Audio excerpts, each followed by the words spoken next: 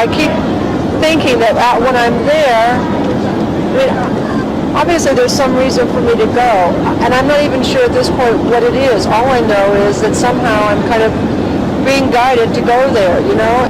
Cher's trip was designed in part to focus attention on this largely forgotten corner of the world. But she also had a more personal mission. She'd received a letter from the parents of a child with a mysterious illness who begged for help. Dear Madam Sarkisian, there is great grief in our family. The only daughter is ill. Her name is Christina. She is 3, but she doesn't stand or walk without support. Cher would seek out the little girl and make a remarkable contribution, but only at the end of a grueling trip through a maze of adventures. She traveled with the United Armenian Fund, a private charity which has been organizing airlifts to the beleaguered country for nearly 4 years.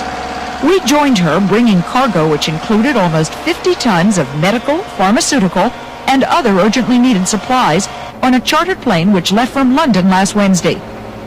The supplies, along with international aid, are keeping Armenians alive. This country is on its knees, the result of a series of unforeseen events. It has not yet recovered from the 1988 earthquake that killed 25,000 and left nearly 500,000 homeless. It suffers, like all republics once dominated by Lenin, from the economic chaos following the breakup of the Soviet Union. And Armenia, a Christian nation at war with its Muslim neighbors, is also reeling from a blockade that has effectively cut off all trade.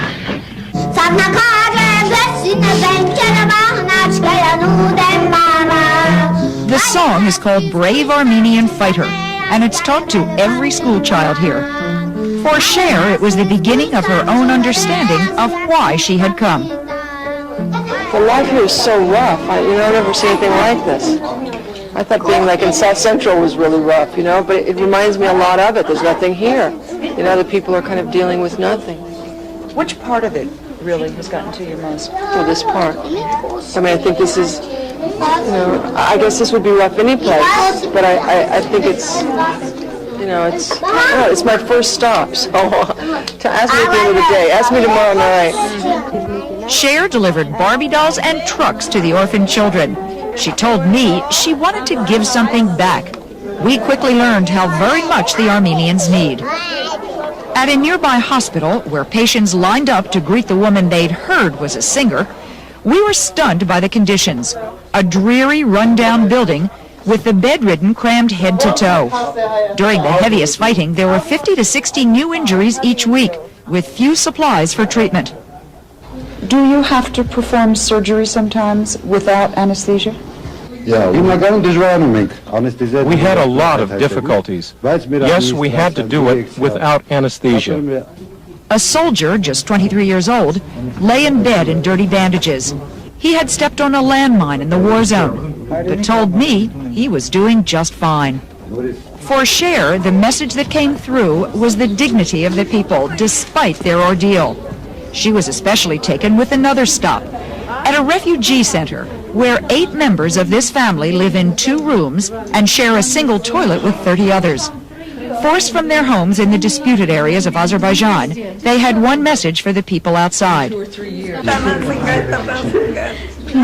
Please help us a little bit. We're in a very bad situation. Well, you tell her that we're going to try to do whatever we can do. I don't know what that is, but we're trying to get as many people to see this, and trying to do as much as we possibly can.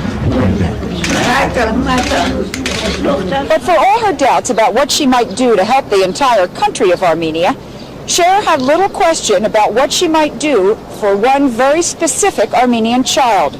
Remember the letter we told you she'd received? It had taken nearly a year to reach the entertainer, through 3 countries, 6 cities, dozens of people. It was addressed to Cher because of her concern for sick children.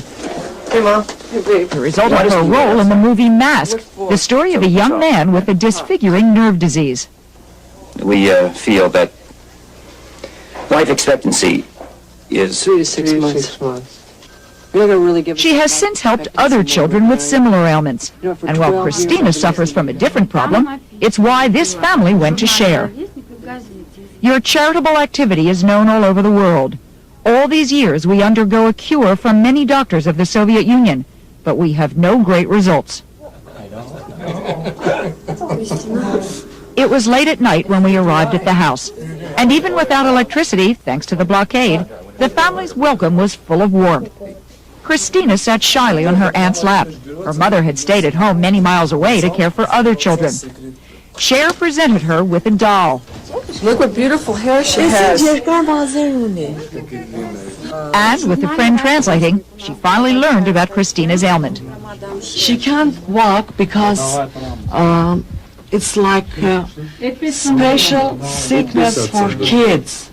She was born with that. It only took a few minutes. Cher made up her mind to help and promised she would bring the child to America for medical treatment. What is it about Christina's case that would make you go this extra effort? You've seen a lot of children today, and this is one that obviously you had a connection with. Well, if a letter finds me halfway around the world because of her mother's strong, desire and kind of like Herculean effort, then obviously something's meant to happen here. It's like mothers who lift cars off of their children, to get that little tiny piece of paper through all the maze of things that I had to get to find me in Malibu, from Russia, it seems almost impossible. I don't know, I think there's a little resemblance there, Cher. Armenian eyes. So you're really going to try to do yeah. something for her? Yeah, we'll get her to America. I don't know what the doctor can, I don't know what we're going to do, but we'll for sure get her to America. You're convinced you can really make this happen? Yeah. Yeah, I'm totally convinced I can make this happen. Red tape doesn't stand in your way? No. Nothing? If her mother could get the letter to me, I can get Christina to America. All right. But there were still barriers to clear. When we returned to our hotel, we discovered that just like Christina's family, we had no electrical power. Losing electricity when you're a visitor here can be a major headache. Here in Armenia's newest hotel, where we've been without power for 2 nights, it means not only no lights, but no heat, no telephone, no hot water, indeed, no water at all. But we're only here for a couple of days. Imagine what it's like to live with this. They have chopped down most of the trees here for fuel to heat their stoves, barely making it through a bitter winter, unlikely to survive another. Their only source for gas for their cars are the few trucks that make it in from outlying states, which is why the roads in this city of 2.5 million seem deserted. And those lucky enough to have jobs earn only about $10 a month, which is why it took someone with Cher's resources to arrange for Christina's travel to America. The next day, she went to the U.S. Embassy and in one swift meeting got the child her visa. We know that it's within the U.S. visa laws. It's a visit for medical treatment. Cher told me she finally understood why she had come here. It had been a hugely successful venture. For the Hollywood actress, a stunning humanitarian role in a drama she'd never imagined. Every time I saw something today, it just kind of drove it home that these people live in such a hostile, hellish environment. But still, they've got great pride. And they've got that lady who was 85 years old. They were living in nothing, but